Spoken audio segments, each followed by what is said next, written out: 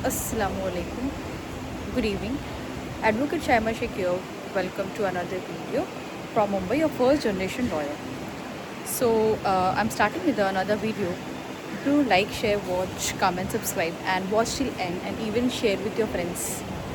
And Instagram पे भी follow कर लेना. My Instagram handle is Shaima Speaks. तो मुझे आज डिस्कस करना था रिटर्न ऑफ प्रॉपर्टी के बारे में और इवन 138 के बारे में।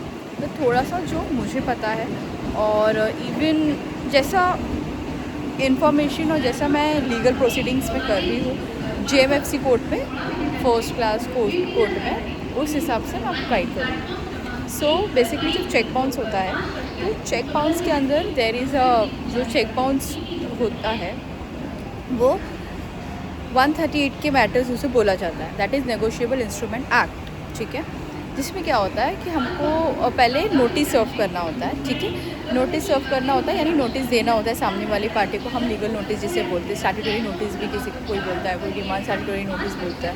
ठीक है, तो बेसिक हम बोल सकते हैं लीगल नोटिस। हम लीगल नोटिस सर्व करते हैं, then we wait for a reply. अगर कुछ हो रहा है देन वी टेक, अगर नहीं हो रहा है then we take a action towards court. मतलब towards court in short, sorry बोलने का मतलब ये कि टुवर्ड्स क्लाइंट हम लेते हैं। तो हम फिर फाइल करते हैं, हमारा मैटर जो होता है, हमारा जो केस होता है, हम फाइल करते हैं उसे कोर्ट के अंदर। ठीक है, कोर्ट में कैसे हम फाइल करते हैं, जहाँ पे हमको ई फाइलिंग करनी होती है पूरी complainant, affidavit, verification and examinee, फिर बहुत सारे उसके अंदर पेपर्स होते हैं। एफिडेविट इन सपोर्ट होता है, वेरिफिकेशन होता है, फिर उसे अफर्म कराना होता है, वो ड्राफ्टिंग करना होता है, फिर उसमें डिमांड नोटिस वगैरह अटैच करना होता है जो आपने नोटिस भेजा है, फिर वो सारा प्रोसेस जाता है, देन वो ई फाइलिंग करने के लिए जाता है। फिर ई फाइलिंग में जितने आपको ऐसे बता रही हूँ ऊपर से, ठीक है, ऊपर से बोलने का मतलब एकदम से मैं लाइटली बता रही हूँ सिंपल वे में, ताकि अगर किसी को जानना है, माइट भी ऐसे बहुत सारे लोग हैं। देखो लाइफ में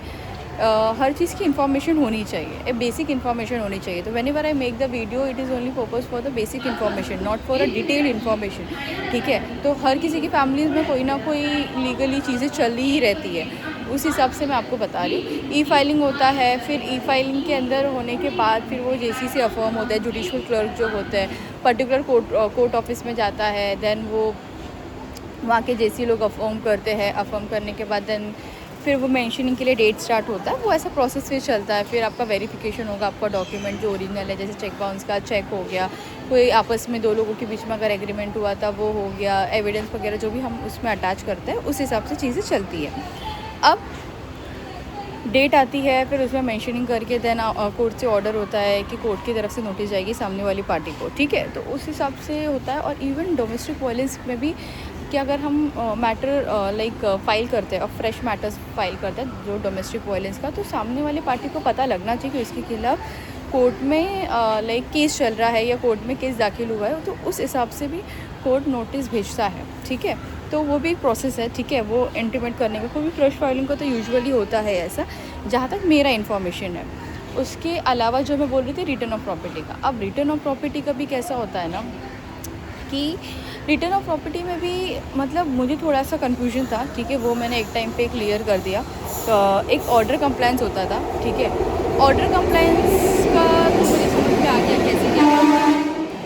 सो ऑर्डर कंप्लायंस के बाद लिखा वो रिटर्न ऑफ प्रॉपर्टी था, यानी कि फ़ोन कस्टडी में था। ठीक है, वो पुलिस वाले लोगों के जब मैटर्स चलते हैं, राइट, तो मतलब कोई भी क्रिमिनल मैटर होता है, बोलने का मतलब ये। तो उसमें कैसा होता है ना कि वो रिटर्न ऑफ प्रॉपर्टी हम फाइल करते हैं, जहाँ पे हमको कोई प्रॉपर्टी हमको रिटर्न चाहिए होता है। कभी किसी को कुछ रहता है, कभी किसी का कुछ रहता है। तो हमारा फ़ोन था। ठीक है, तो जिसके लिए हमने फिर से एक ड्राफ्टिंग करी। ड्राफ्टिंग में सारा हमने जो भी हमको कंटेंट लिखना होता है, डिटेल्स वगैरह लिखना होता है, वो हमने लिखा। लिखने के बाद क्लाइंट्स वगैरह का उस पर साइन लिया। साइन करने के बाद फिर हमने अफर्म लाइक ओरिजिनल उसमें हमने अटैच किए। ओरिजिनल हमने अटैच करने के बाद फिर उसका हमने ज़ेरॉक्स भी अलग 2-3 सेट ज़ेरॉक्स हमने बनवाया। फिर वो हुआ, फिर उसके बाद एंड उसमें भी जेसी का साइन लगता है। उसमें जो छोटे छोटे जो कोर्ट्स के प्रोसेस है वो सारी चीज़ें फॉलो होती है। देन वो होने के बाद लाइक फिर उसमें भी एक नोटिस बनती है कोर्ट से। ठीक है, वो कोर्ट से नोटिस बनी, तो उसमें रिटर्न ऑफ प्रॉपर्टी का जहाँ पे मोबाइल था 40-50 हज़ार का कुछ सेलफोन था। ठीक है, फिर वो नोटिस बनी। नोटिस बनने के बाद उसमें हमने कंप्लेंट कॉपी भी अटैच किया, तो वहाँ पे जो आई थिंक क्लाइंट वो पेपर्स लेके लाइक वो नोटिस लेके वो जाएंगे पुलिस स्टेशन में, देन उसे पीपी का सी आएगा, ठीक है, फिर वो रिप्रेजेंट होगा कोर्ट में, देन इस पर शॉर्ट आर्ग्यूमेंट होगा एंड देन वो ऑर्डर होगा कि प्रॉपर्टी रिटर्न करना है। तो ये एक बेसिक होता है रिटर्न ऑफ प्रॉपर्टी का। तो बस मुझे वीडियो के अंदर आपको यही शेयर करना था और मुझे यही बताना था, ठीक है। तो जो भी ये वीडियो देख रहा है प्लीज़ शेयर इट, और एक बेसिक इन्फॉर्मेशन के लिए मैं वीडियो बना रही हूँ, तो जिससे आपको लीगल टेक्निकली वर्ड्स में मैं नहीं बना रही हूँ, ठीक है, बेसिक इन्फॉर्मेशन है जो सबको पता होनी चाहिए। So thank you for watching and wish you good luck and all the best. मिलते हैं नेक्स्ट वीडियो में। अल्लाह हाफ़िज़।